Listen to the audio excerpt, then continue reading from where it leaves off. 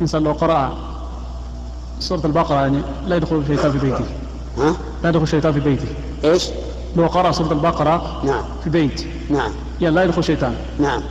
طيب هل لو كان في شريط، حتى ولو كان في شريط، إيش؟ حتى ولو كان في شريط يعني ولو كان في شريط صوت يعني شريط. إيه؟ لا صوت الشريط ليس بشيء،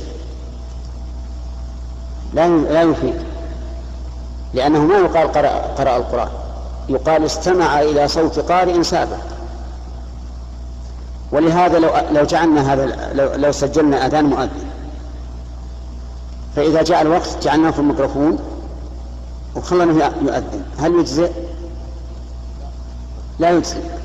ولو سجلنا خطبة الخطيب مثيرة، فلما جاء يوم الجمعة وضعنا هذا المسجل، هذا الشريط أمام الميكروفون، فقال المسجل السلام عليكم ورحمة الله وبركاته، ثم أذن المؤذن، ثم قام فخطب، هل تجزئ؟ لا تجزئ. ليش؟ لأن هذا تسجيل صوت ماضي، كما أنك لو كتبت في ورقة، أو وضعت المصحف في البيت، هل يجزي عن القراءة؟ لا يجزي.